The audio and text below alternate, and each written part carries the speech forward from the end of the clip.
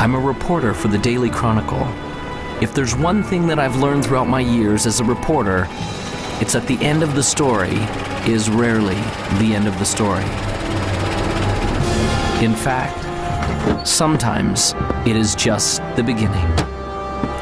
This is a story that was the beginning for me.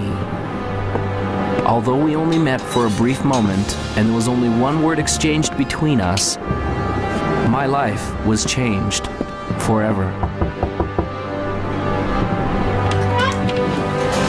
Hello, I'm the reporter from the Chronicle. Come in. Thank you. The interview was with Vincenzo Vivaldi, the world's foremost violinist and composer. I admit I didn't know much about him, but I had my questions at the ready. How did he become such a success? How did he create such a legacy? And what inspired him to learn the violin?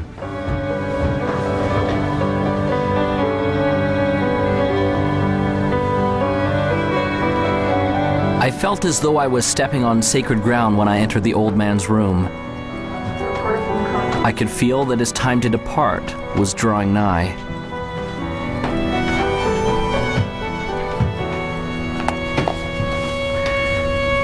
Thank you for seeing me, Mr. Vivaldi. For our readers, what would be the one key factor in achieving all of your great and grand accomplishments?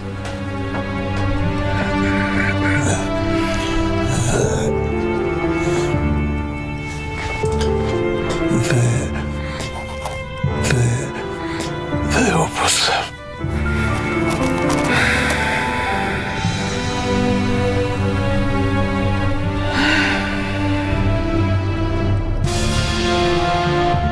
Those were the last words he ever spoke.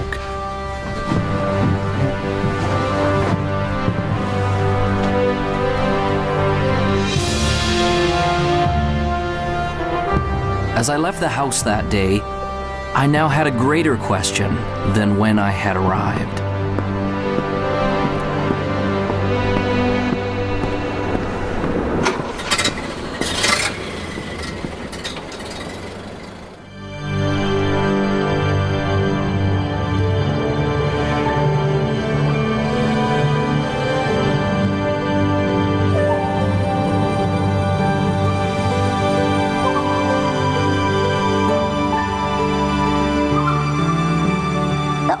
Is a composer's greatest work, and the Opus is about us becoming the most amazing, magnificent, extraordinary human beings that we were meant to be. You and I are here to do magnificent and magnanimous things. You're here to create, and you're here to contribute, and you're here to connect at a high velocity. Everybody deep inside has a dream and a vision and a calling and an inspiration that they're here to do. Anyone can do this, and it almost sounds cliche. Everybody says, oh, you can be whatever you want to be, you just got to have the dream. And all of that's true. Unfortunately, it has become cliche and people have stopped listening to it. The best way for you to predict your future is to invent it. It's up to you.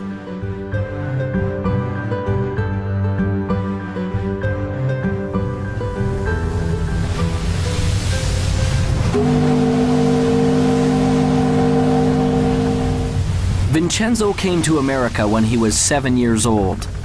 He came from the old country, Europe. When he got on board the boat that would take him to America, he had no idea he was about to encounter two things that would change his life forever. One was a new country. The other was a teacher and a violin.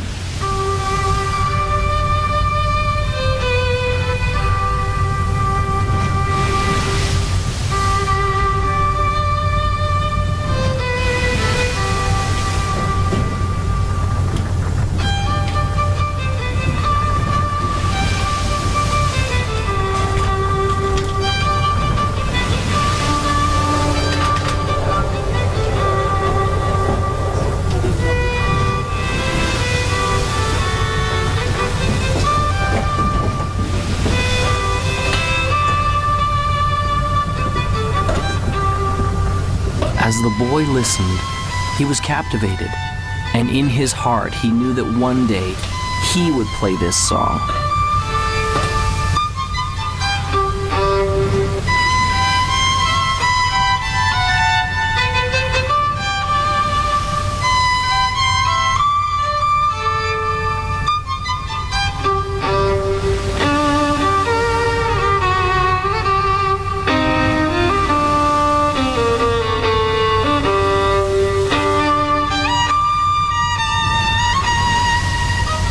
Vincenzo said that he wanted to play like that one day.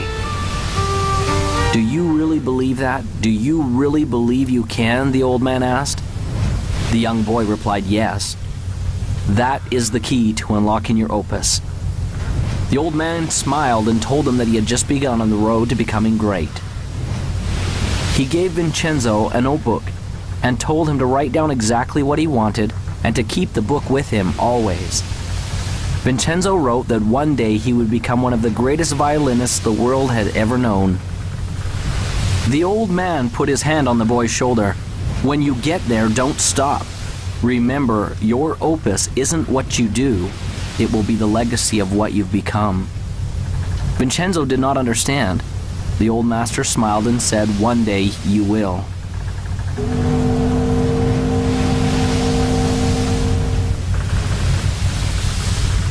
As Vincenzo left the old man, he was grateful, for he had been given a great gift.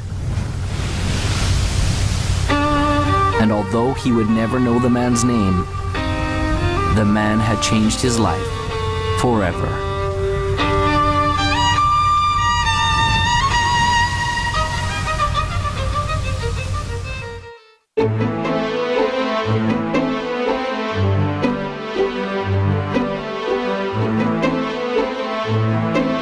Vision is all about who you've decided to be, as if you had a magic wand that you could wave over your life, that you could actually be and do and have everything that's important to you, where you could be fulfilled and you could be in rich relationships and you could be abundant, attracting wealth and all the great things that we all want in life. You know, you can start your, if you will, your path at a very early age or start it much later in life. I don't think it really matters when you start. But I think what you should trying to be thinking about and looking for is something you just love to do. Something that really gives you energy. You've got a passion and that you feel you can commit yourself to. Some people get into vision and purpose and they make it so huge, or they think it has to be so big that they scare themselves and they almost freeze themselves. They don't come up with anything. Your vitality in life is directly proportionate to the vividness of your vision. And when you have a clear vision, magnetic things occur, and you draw into your life amazing synchronicities. People, places, things, ideas, and events start to synchronize in your life to help you fulfill your vision. The law of attraction just says that anything we think, feel, say, and do, we attract to us. So we're always creating through what we're putting out in our thoughts, our feelings, our words, and our actions. A very common misconception about the law of attraction, people learning it, is that it's all about positive thinking, and it is not. Positive thinking is obviously, probably more beneficial than negative thinking, sustained negative thinking. But positive thinking can mean just that you're thinking about things that would normally make a person happy. But if you're not truly emotionally involved with your thoughts, you're not really having an attractive power. In other words, if you're visualizing a car, or you're visualizing a house, or you're visualizing lots of money, or whatever your version of success is, but you don't have any real feeling about it, that is in alignment with that. In other words, if you don't feel positive about those thoughts, you're actually not attracting anything positive. It's the feeling that powers our thoughts. The Institute of Heart Math, which is the most widely recognized research institute on the heart, has shown that our hearts have an energy field around them that's 5,000 times more powerful than our brains. So this is the real power source for people. And when we want something from our head, it can only go so far. But when we power it with the feeling in our heart, the feeling of knowing that I can get it, the feeling of love behind that thought, then we are moved to the inspired action that will bring us what it is we're wanting. Anytime we set goals that are not congruent with our highest values, we're going to tend to not stay focused on them. We're going to keep going back to what's truly important to us. And so it's very crucial to set objectives that are congruent and aligned with the highest values, because when you do, you don't require outside motivation. You're inspired from within. I work with teens every day. I've worked with thousands of teenagers all over the country. And what I know to help teenagers love and believe in themselves and have that success-driven vision that so many adults have is the very first thing you have to do is be original. Be yourself. Don't conform, don't transform. Find your own original gifts. You have them, you have so many, and lead with those. Belief in yourself is the first step to anything great. If you don't believe you can do it, you're finished even before you get to the starting line. You see it all the time in grade school. The kids line up to run the 100-yard dash. They all start off pretty good, but as soon as one or two of those kids pulls ahead, you see a few in the running literally slow down and sometimes stop. That's because when those kids see someone pick up speed, they begin to doubt that they'll ever catch them. And their brain says, what's the use? And suddenly they believe it. Here. And everything slows down. I started out in a life of welfare and poverty and became the 25th wealthiest person in America. That would be an extreme that most people can't even comprehend, let alone relate to. And it all started because I believed in my own possibilities. Whatever we believe, we become. I don't really think we know what we're capable of. There's incredible potential in all of us. And I mean in all of us, not some of us, all of us. If you find your passion and that energy wells up in you, and if you can dream and start to get committed to that dream and that vision, then you can be successful and far beyond what you ever thought you could. It is okay to believe in yourself. Start now. Start today. You are the greatest you that will ever be.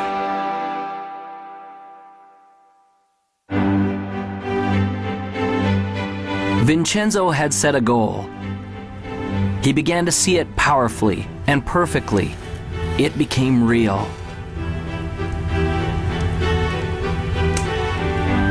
He experienced it in his mind and in his heart. He was living it vividly as though it had already happened.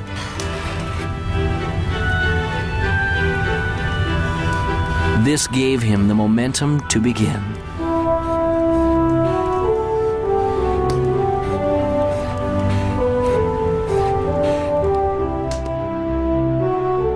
I think that the only way you can get to your goal is by having a clear vision. And I feel that that clear vision doesn't necessarily come from your head, but that it comes up from inside of you. That the more we access our gut feeling, the more that we access our core individuality and listen to what it is that's wanting to be said through us, then we have a clear vision of what we're about.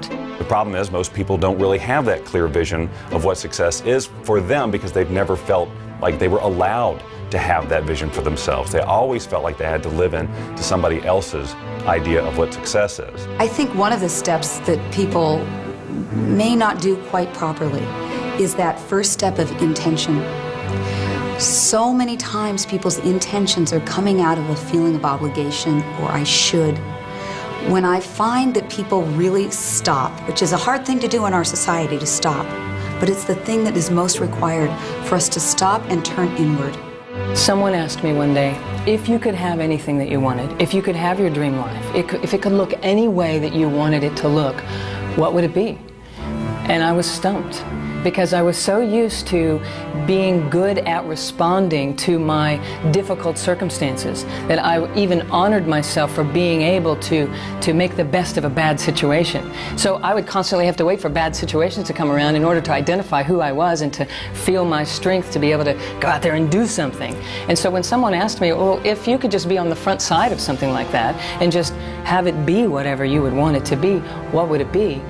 And I couldn't answer the question. I thought, I've got some different kind of work to do. The only way you can get a clear picture of where you're going and to understand what it is that you want out of life, you must silence the restless thoughts that are going through your mind. And you have to ask yourself, what do I want? How do I feel? And where do I want to go? In the 1960s, President Kennedy suggested that NASA was going to put a man on the moon by the end of the decade. And NASA took the plan and they said, okay, what's success look like? Success looks like not man on the moon, but astronauts safely back on Earth. So they said, let's plan from there. So there's a group of scientists who looked forward to success and said, let's work backwards and put the plan in place. Now the problem most of us have is we don't have a clear vision of what success is. I started thinking about the creative process of living your life as it relates to creating music, because I enjoy creating music and I always have. And it comes back, and I saw the parallel so clearly between how the process is the same. When I sit down to write a piece of music, it's generally born out of some inspiration. You know, I don't work under the rules that you have to write this type of piece of music, it's got to be 30 seconds and it's got to be this beats per minute. You know, I have full, because I do it for fun, you know, I have full creative control, so I work from inspiration, just as we should work from inspiration in our lives. That is what should guide us. That is what it should help us to create our vision, a feeling of inspiration, not someone else's sense of passion or their likes or interests, but our own. I have a philosophy of life, and that is this. Achieving any type of goal in your life is 99% intention, 1% methodology. It's being crystal clear about what you want, and the how, the methodology, will show up later. When people talk of clarity, it often gets described as just writing down your goals. The most important element is often left out. That's finding your motivation. If you want to get to your goals quickly, you've got to have clarity on why you want it. What does it mean to you? Why do you need it in your life? And the stronger and more important the why, the more power you will have to pursue that goal.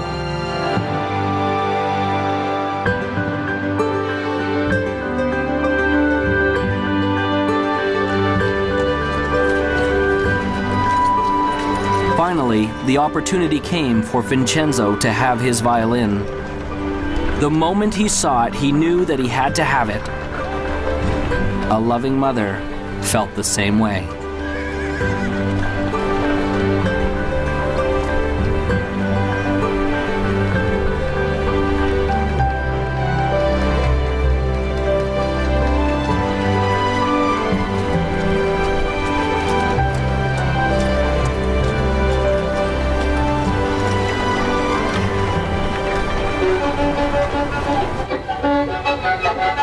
It was not as easy as it looked. But Vincenzo had made a decision and a commitment that he would learn to master this instrument no matter what.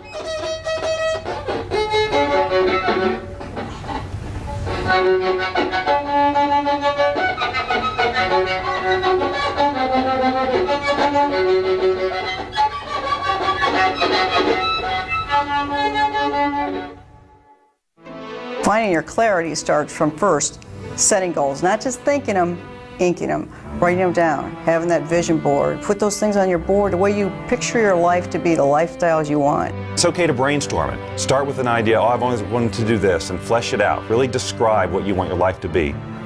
You may find that it evolves even as you write, and that's okay. Take the time to decide what you truly want, because it isn't until you do that that you're going to be able to stabilize any sort of vibration around it from a law of attraction point of view to attract that into reality. When you're in the achievement process, what is your greatest moment? Some people think that it's when you're at the finish line or at the top of the mountain peak or when your bank account has finally reached that bulging, overflowing amount. If those are your goals, then those moments when you get there may be exciting. There's no doubt about that. But that isn't your greatest moment. Your greatest moment can be measured by three things that make it great. What moment will have the longest effect on your future life? What moment will carry the greatest future consequences? And which moment will have the farthest reaching impact on you and those around you? Your greatest moment, therefore, becomes the moment that you decide. Decision changes everything.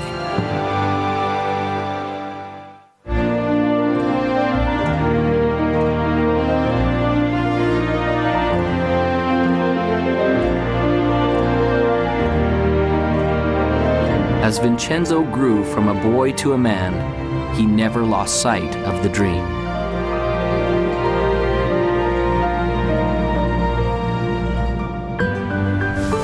Vincenzo worked and saved his money to pay for lessons for his violin. He's doing it again. Thinking about everything except what he's supposed to be doing. There were those who told him that his dream was impossible, that it could never be achieved. Still believes he's going to be famous. Ladies and gentlemen, the famous, one and only, time-wasting, daydreaming, broom pusher.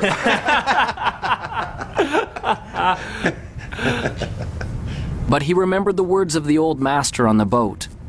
Do you really believe you can? That is the key to unlocking your opus. Vincenzo! Sweep the floor, boy, sweep! Vincenzo gained courage and continued forward.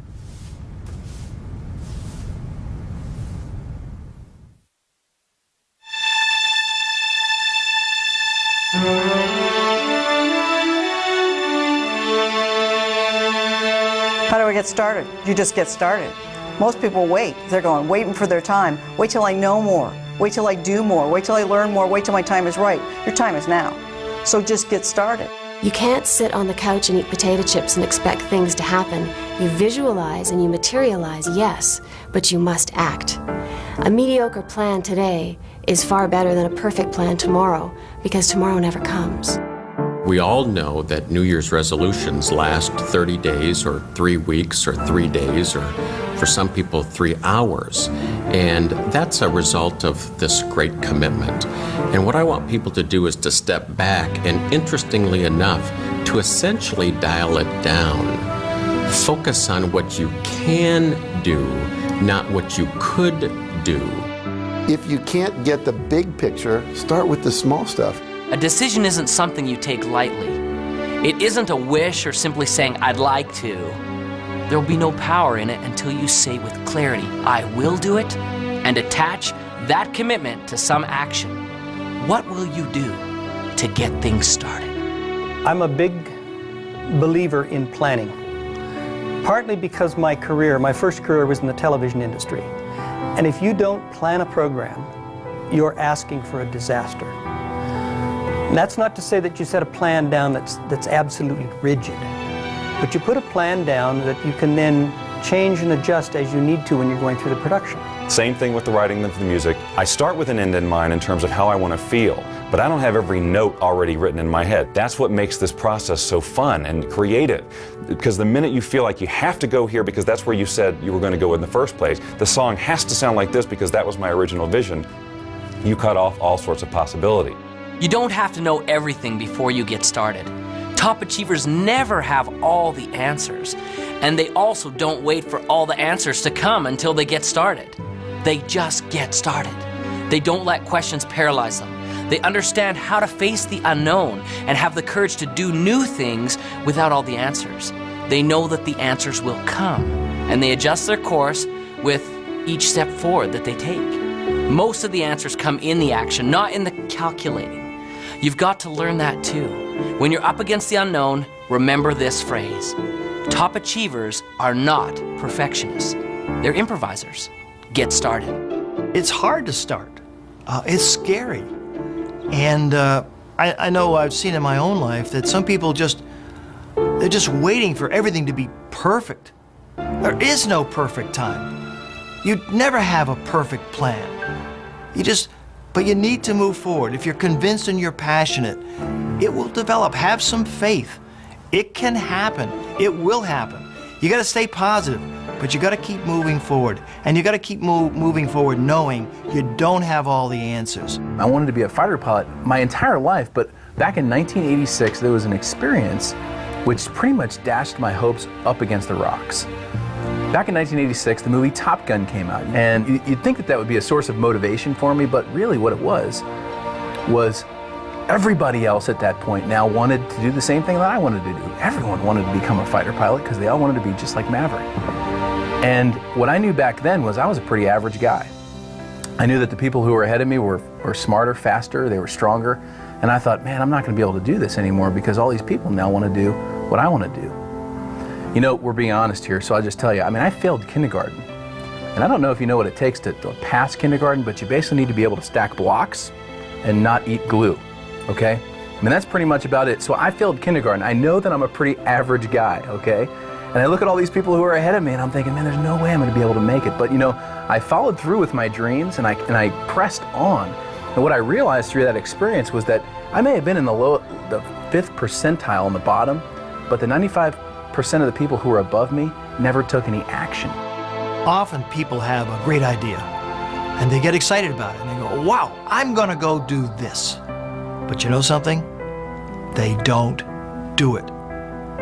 They think about it, they get excited about it, maybe for an hour, maybe for a day, maybe even for a week or a month, but it dies. They don't take action. They're really not committed. They're really not passionate for it. It's like a passing idea. And so one of the things to be successful, one of the most important things to be successful is, okay, you've got a dream, you've got a vision, you've got plans, and now you've got to go for it. If you believe in something fully, you take action. I always tell people the last 6 letters of the word attraction spell action. And most people are focusing on this part and they're not doing the doingness. So when you believe that it's going to happen and you're visualizing clearly and you're holding all that energy, what'll happen is you'll start attracting to you not necessarily the car, but opportunities, strategies, resources, books, etc. that will come into your life. If you don't take action, you won't get the results. You must take action. It may be very small, it may be very big. It's what I call inspired action because it's something that's coming from within you. You get a little knock at the door that says, attend this seminar, go to this movie, buy this particular book, whatever it happens to be. Your part in this co-creation process is to do it. I was successful really in a lot of ways just because I went and did it. I took action. And so you're sitting here today, you've got a dream, you've got a goal, you've got an aspiration, you might have an invention, $1 million idea. And what's sitting between you and the execution of your dreams can be simply summed up in this: take action, implement. You grab the bull by the horns, you put the throttles up in afterburner, you live your life at the edge of the envelope, and you will be successful.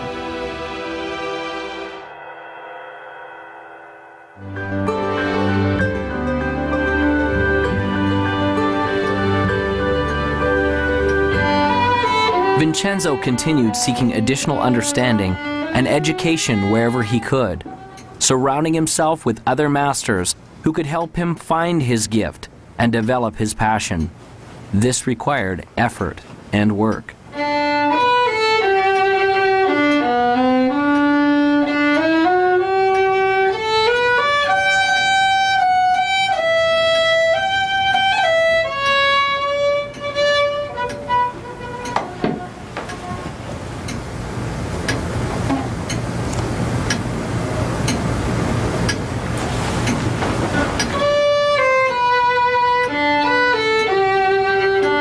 As he practiced and persevered, his skills became more fine-tuned, and the instrument began to sing.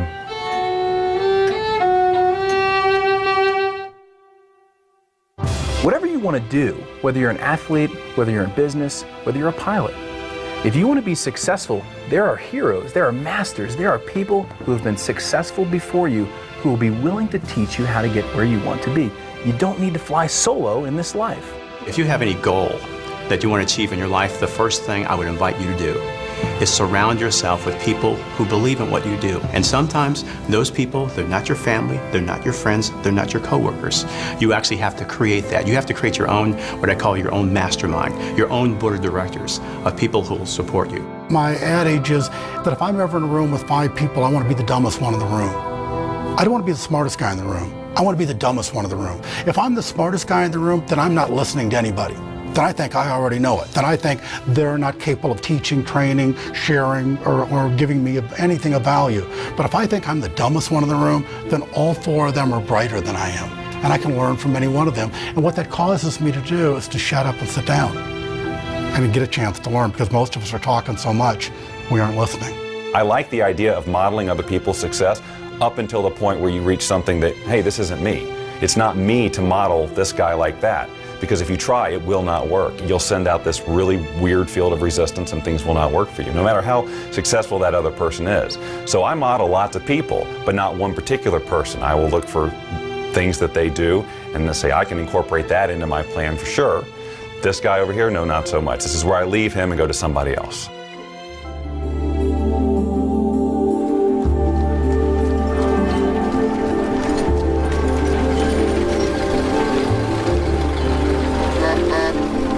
Whenever there is greatness, there is also adversity. When we work, there will be obstacles.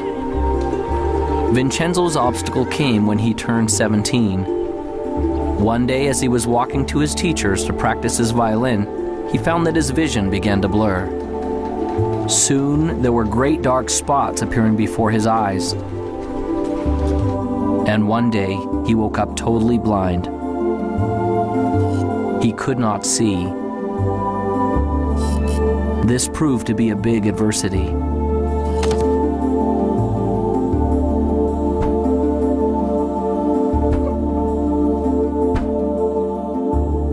On March 10, 1981, I thought I had the world by the tail.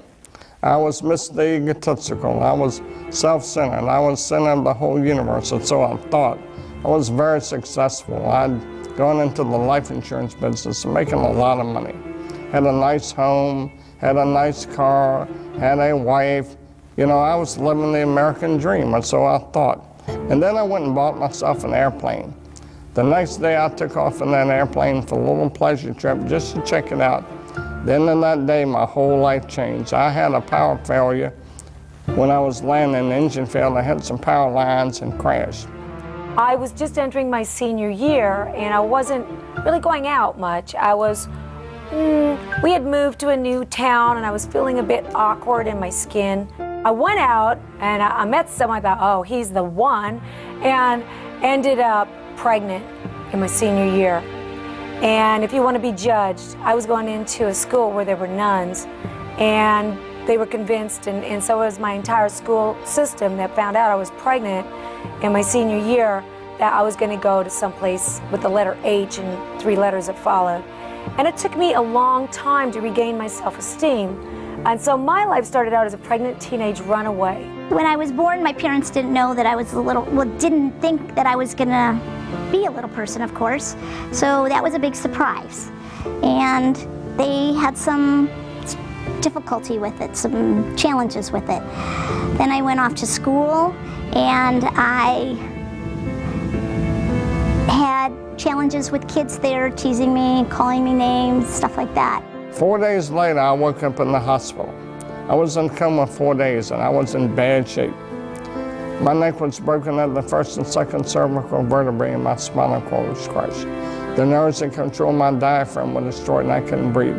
My swelling for your flesh was destroyed, and I couldn't eat or drink. My larynx and voice box were crushed. Every muscle in my body was destroyed. I couldn't do anything but blink my eyes. My bowel, blood, and kidneys didn't have function. I lay there for 8 months in that hospital. All I could do was blink my eyes. The doctor said it was hopeless. I prayed that I could learn something through this experience, and maybe one day I could help others through it. Well, I gave birth to a little baby girl, and I kept that little baby girl for 5 months. And it was a tough 5 months. It was a tough road to hoe. I worked 3 jobs, and I couldn't really make my ends meet. One day I made a decision to place her for adoption. And when I did that, and the lady came and took her away and drove away with my baby, I thought I was the worst sinner on planet Earth. And it took a long time for me to regain self-esteem and to come to know myself, that I was a valuable person and I was a valuable part of this society. And in 4th grade, a turning point came for me, one of the first ones, when I realized that being a little person wasn't something that, wasn't a costume that I could take off one day, that actually I was going to be a little person for the rest of my life. And my friends were now at least 1.5 to 2 feet taller than me. I wasn't just the short kids in the class. I was now significantly different. 8 months later, I walked out of the hospital on my own 2 feet.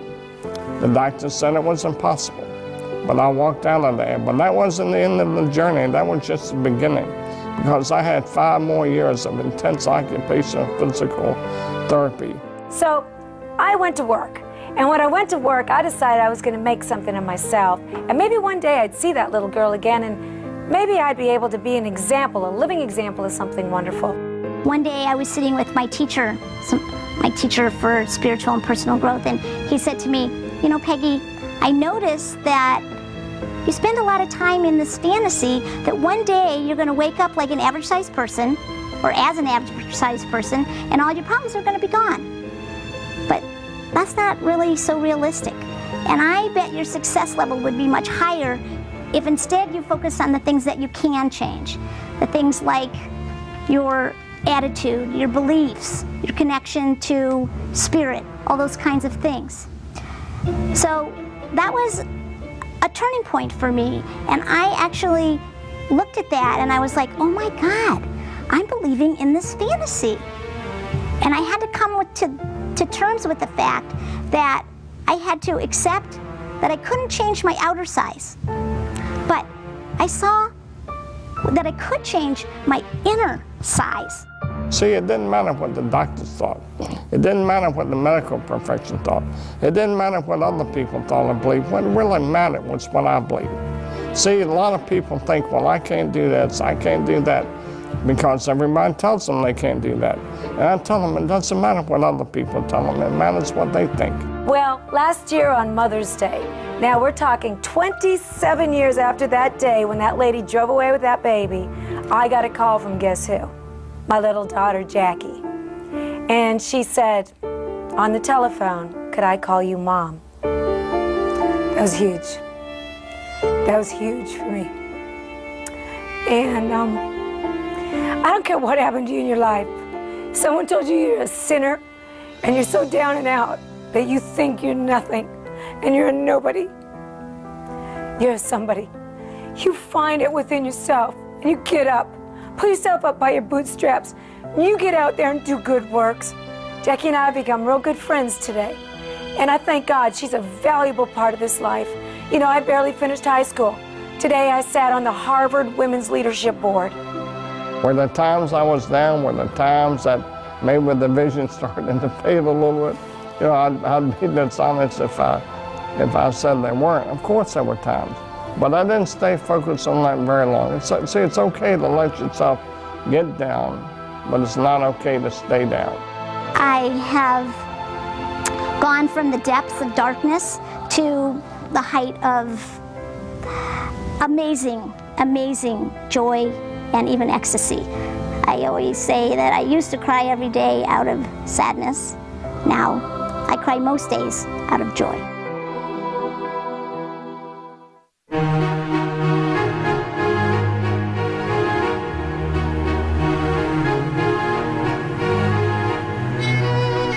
Vincenzo continued to practice his instrument. But it was much harder now. The music didn't come as easily. Often the notes didn't sound right. Often the people near him told him he was failing. He began to feel like he was failing.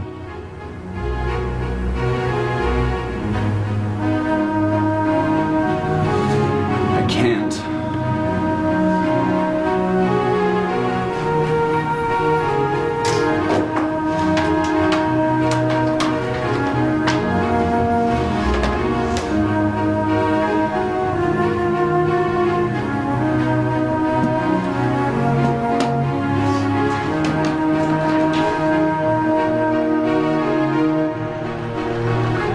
Vincenzo had given up. He felt like he had been robbed of the gift he had been given. His heart ached as he approached the entrance to the merchant's store.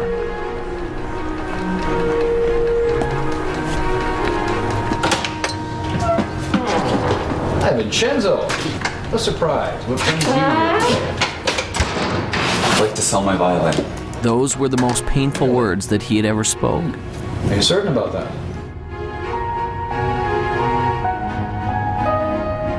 Well, let's have a look, shall we?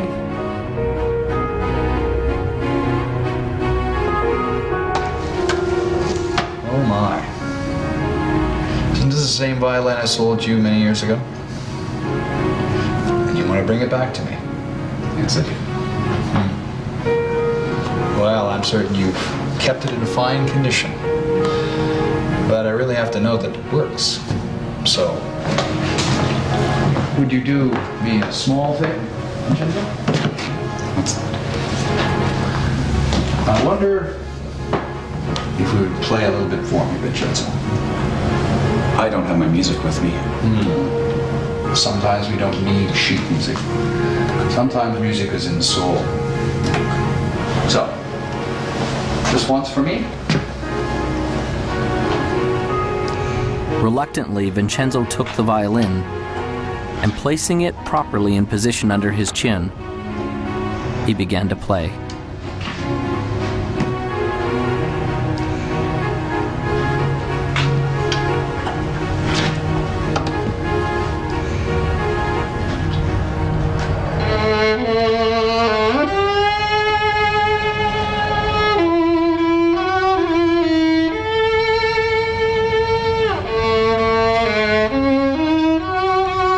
He began playing slowly at first, until his heart began to play the notes. As he did, something magical began to happen. He began to feel the power of the music once again.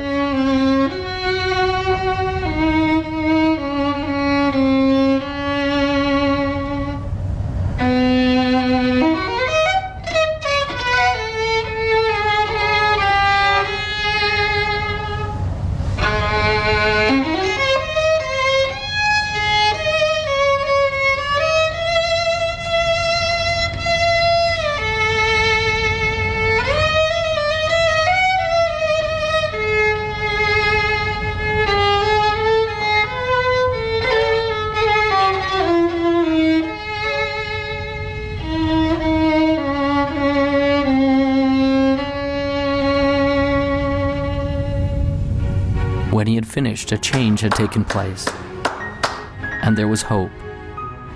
I can't sell you my violin. I thought as not.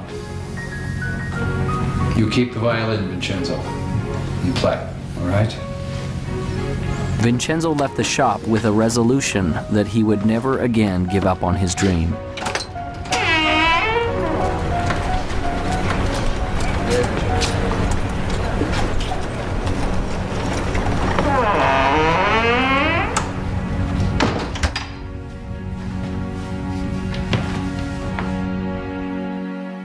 Everybody experiences failure, and if you haven't, it's just because you haven't done anything new.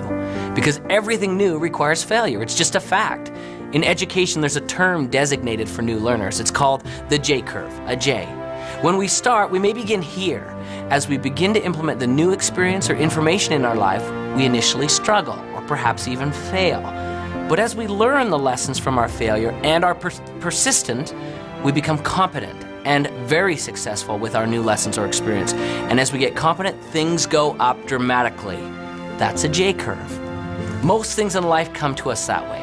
So as we encounter feelings of frustration, we need to understand that it's normal, and we will get through it if we persevere. There was a software executive who made a huge error, costing the company millions of dollars. And this is a true story. Millions of dollars at this one mistake or one failure he had made. So he went in, he was called in to see the chairman and the CEO.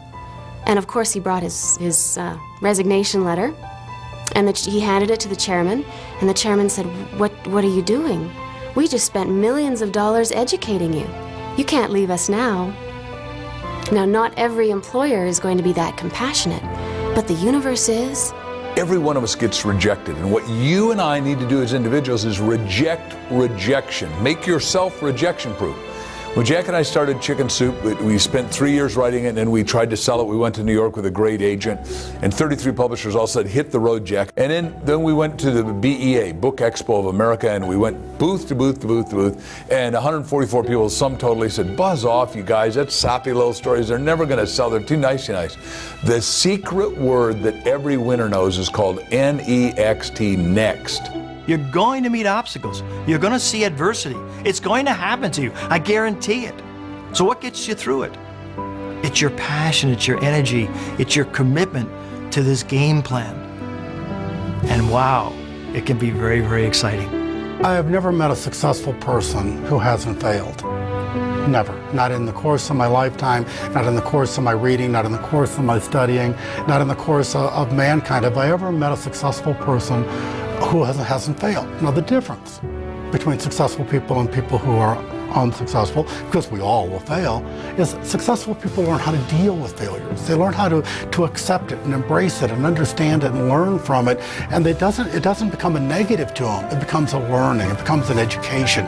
It's a tuition they paid for the education they got. You get a challenge or something you think is a setback. It's only a setback in your initial perception, and only when you don't stop and look at how it could serve you. See, the master is the one that takes whatever happens in their life, supportive or challenging, and asks how does it serve them and their mission. Because it's never what happens on the outside, it's always how you perceive what's up on the outside. So if you can take a challenge and you say, okay, so how am I going to use this to my greatest advantage, and what are the benefits that I'm going to get from this, and how is it going to help me fulfill my highest values, and how is it going to actually give me a step forward? If you ask that question and answer that question, it's not an obstacle. An obstacle is only when you've chosen to see only the drawbacks without the opportunities. Some people are so worried about failing, they don't start. And so one of my friends says, you don't have to get it perfect, just get it started. And then in the process of doing it, you will learn. What is failure? That's easy. It's not trying. It's not getting in the game. It is thinking about it and not doing. You know, you cannot fail if you try, if you get into the game. You know, I like to use the analogy of a missile. When I shoot a missile off of my airplane, all missiles initially, they just come off straight. And any engineer will tell you that a missile actually requires mistakes. It actually requires errors in order to become successful at hitting its target. And so as a missile comes off the airplane, if you've got a plane that's going in this direction, the missile comes off and it sees that the airplane that you're trying to shoot at is going this way. It sees that it needs to correct that way, and it makes a correction. Then it makes a smaller correction. Then it makes a smaller correction, and next thing you know, it hits the target. The same is true with us. You know, we've all got dreams. We all have a target, and we all have goals. A failure-minded person goes down the road towards their goals. They hit that first obstacle, and they go, I'm a failure. I always fail. And they turn around and they give up their dreams. A success-minded person hits that first obstacle, and they go, you know what, I'm going to be successful, and they make a correction just like that missile. They hit the next obstacle and they make a little bit other correction, just like that missile. And next thing you know, they find that they've zigzagged their way to their target, to success. When I was learning to walk, my parents didn't say, oh, Jack failed after 7 tries, let's give up. They said, just, you know, keep coming, boy. However long it takes, you're going to make it. And for me, I've read so many stories about, you know, Thomas Edison, who had 10,000 experiments to invent a light bulb. And when someone said, you failed 10,000 times, he says, no, I never failed once. He said, I invented the light bulb. It just happened to be a 10,000-step process. You're going to have some setbacks in life, some challenges, some difficulties. And those are the days which really test what happens. Maya Angelou says it like this: if there's something in your life you don't like, change it. But if you cannot change it, change your attitude. That is why it's critical for you to work on your attitude and start to have a reservoir from which to draw from before you need it, because you're going to have some days which test you, which try you, which really push you to the edge. And those are the days that you need to make sure that you have a positive outlook, a positive inlook, and a positive uplook. That you are thankful and grateful for all things, even the challenging things, because it is through the challenges that we grow, that we stretch, that we start to become all that we can possibly become. In our society, so often we focus on problems and obstacles and challenges and failures. And those kind of things paralyze us. They cause us to stop because we can't really see beyond that. But the truth of the matter is, if we look carefully, we'd see very clearly there is no such thing as a problem. Everything is a puzzle, and there are answers to puzzles. So when you run up against something that you're not sure of, doesn't mean it's a problem, doesn't mean you can't get around it. You just need to find the right answer for that puzzle.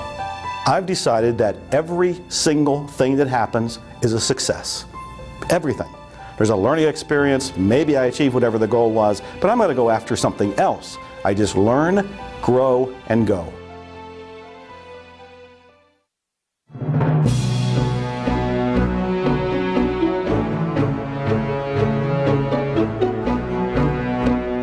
Once you reach a goal, whatever that is, or achieve a vision, and it may have evolved and it may be very different than when you first set out, you are basking only momentarily in that sense of accomplishment. You can enjoy it. It doesn't have to be a letdown, but what you'll find is that you've naturally expanded who you are, who you can be, and you'll have another vision that's even bigger. If you want to have like success become an ongoing habit, you know, here I am at the top of my game, 100 million books sold and so forth. For me, it was never about selling books. It was always about making a difference. You can't stop making a difference. You know, making a difference is something that continues forever. It's the little things that you do on a daily basis that get that momentum ball turning. And all of a sudden, after a while, you have so much momentum behind you, you couldn't stop it if you tried. You can have addictions that are actually good for you, that are actually taking you forward in life, that are actually keeping you healthy and happy, and success is one of those. When you start tasting success, you want more of it. Aristotle said, excellence is not an act, it's a habit.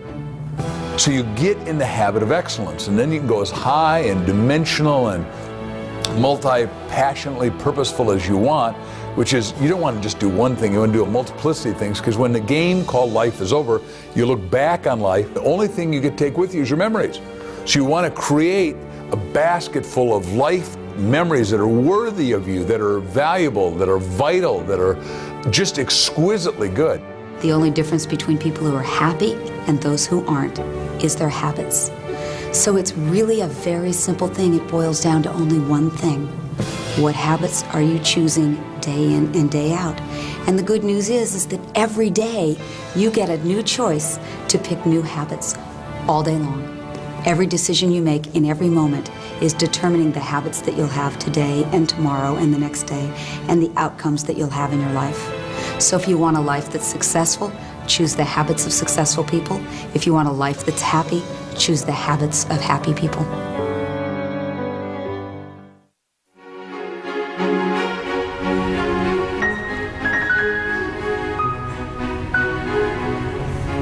Well, thank you all for coming tonight. It's a pleasure to know you're out there. I'm going to be playing a piece. Slowly, Vincenzo was offered opportunities to perform his music at local venues. Although these locations were not ultimately where Vincenzo wanted to be, he poured his heart into each of these performances. Each of them was a step in the right direction, and he let his passion shine through from the beginning.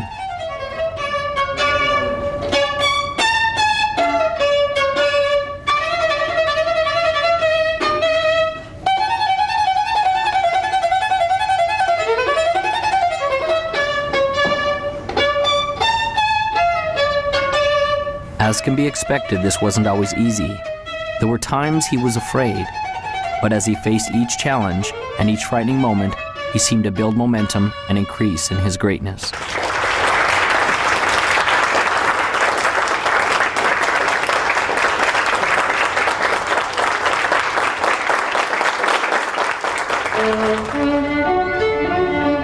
Vincenzo gained a reputation as a passionate musician, and his gift grew.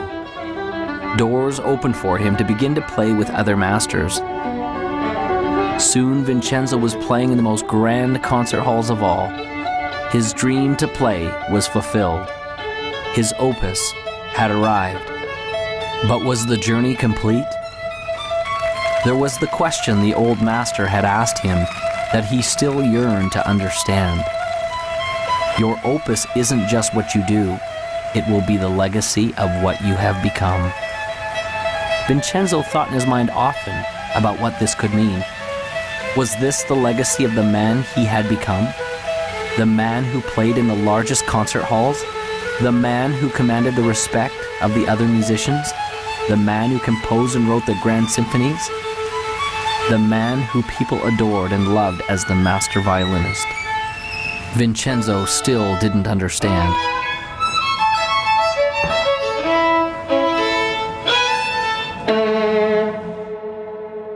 I think we have in our own DNA, sort of this need, if you will, of assisting others and helping them move forward towards their own goals or vision. And some of the greatest rewards in my life have been watching the success of others that I have been associated with. Henry James said that nothing of the senses will ever satisfy the soul. The only thing that satisfies the soul is gratitude and love. And when you have gratitude and love, whatever you're grateful for, whatever you love, you get more to be grateful for and you get to have more love. And so the second you achieve something, you're automatically yearning inside and called inside to ever greater achievements. We're all here for what purpose? we're here to give, we're here to interact, we're here to create, we're here to love and to support, and those are all giving things. Most of the successful people that I know have a basic fundamental philosophical foundation that says giving back is the key to success. A friend of mine asked me recently, he said, what's the purpose of the universe? Now, no one had ever asked me that. You know, life purpose, corporate purpose, all that. What's the purpose of the universe? And I went back to my physics and I thought, well, what is the universe doing?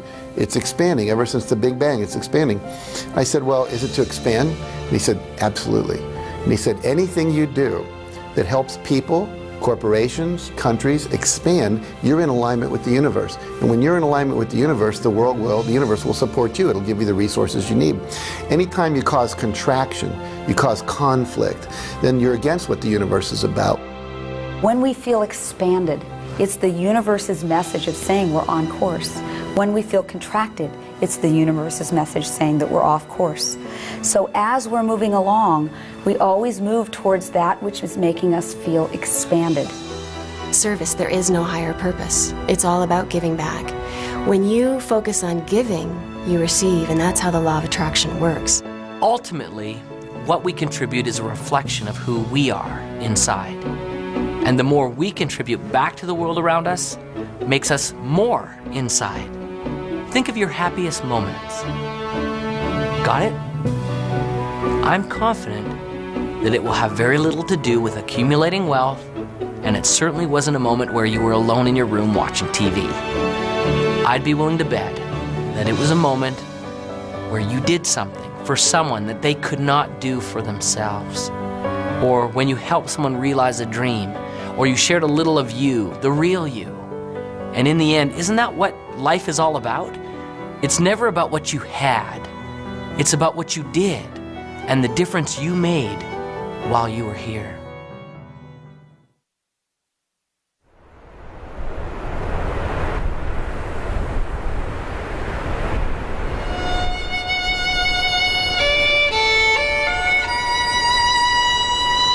Your opus isn't just what you do.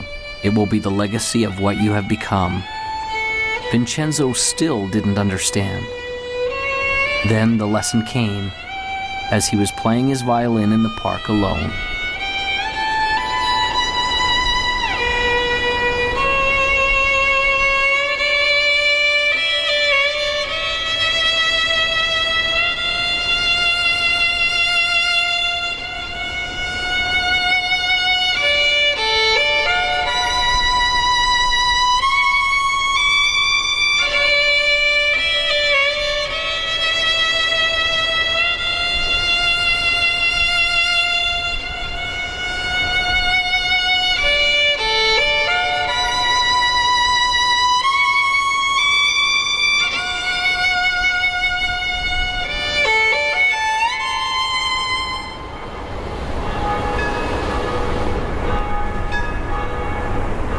And so Vincenzo passed along the message that had changed his life.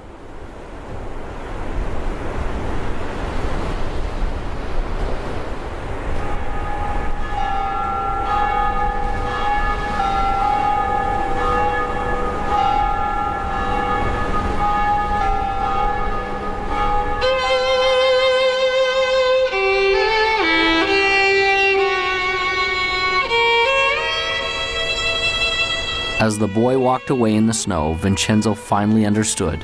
It was almost as if the voice of his old friend, the master, came to him. Remember, your opus isn't just what you do. It will be the legacy of what you have become.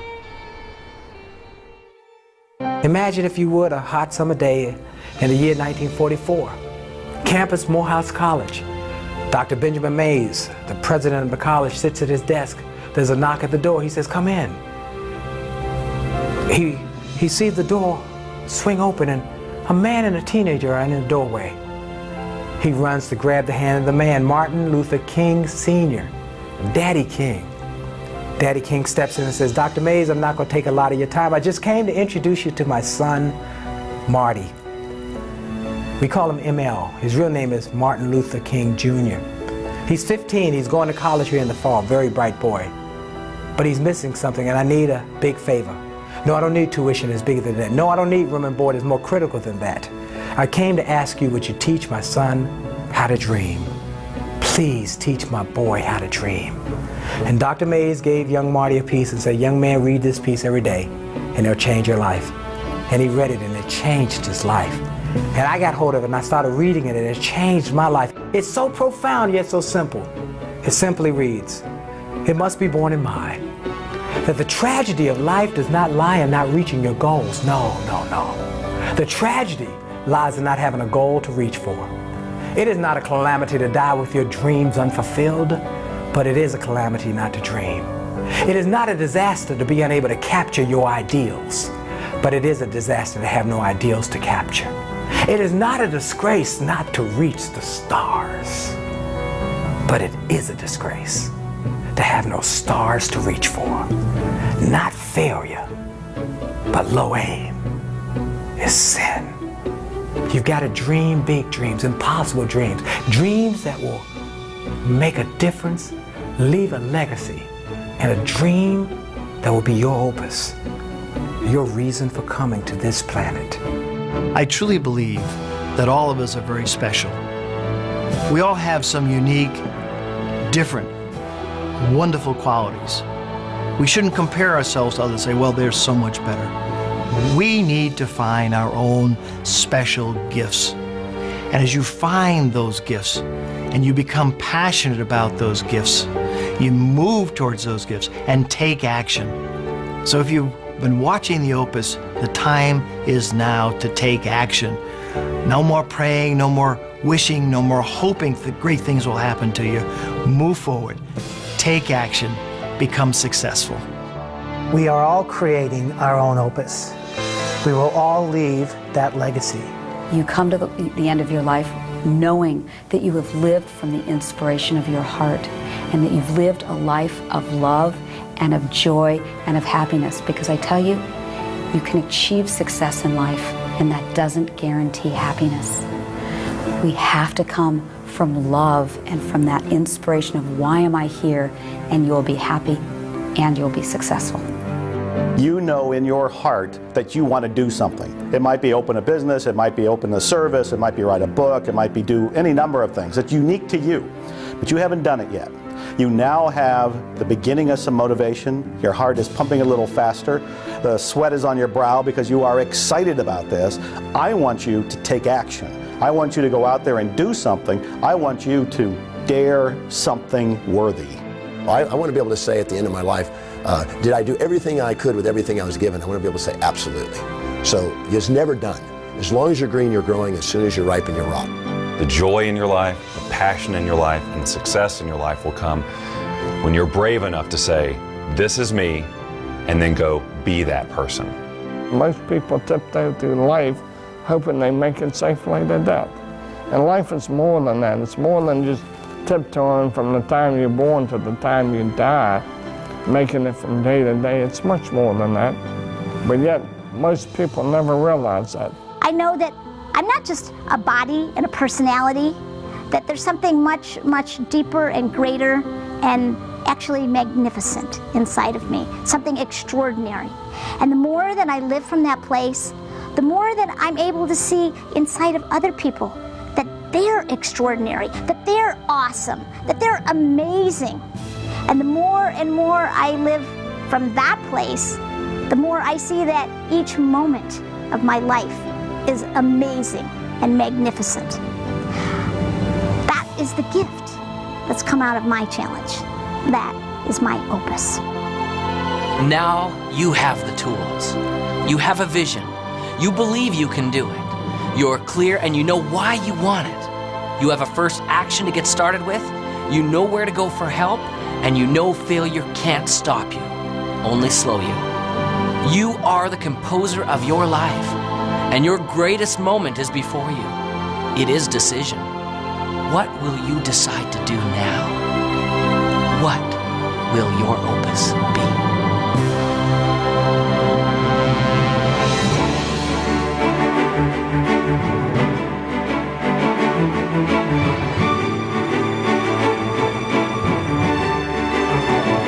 Your opus isn't just what you do.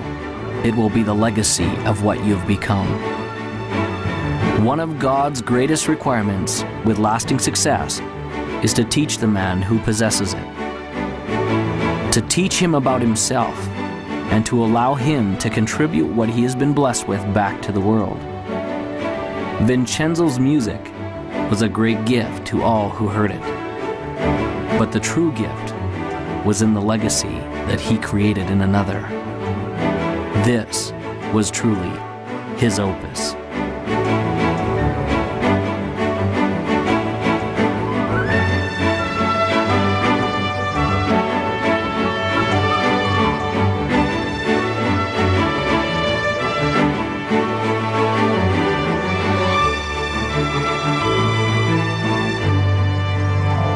And now, as time passes, there's a question that each of us must ask ourselves.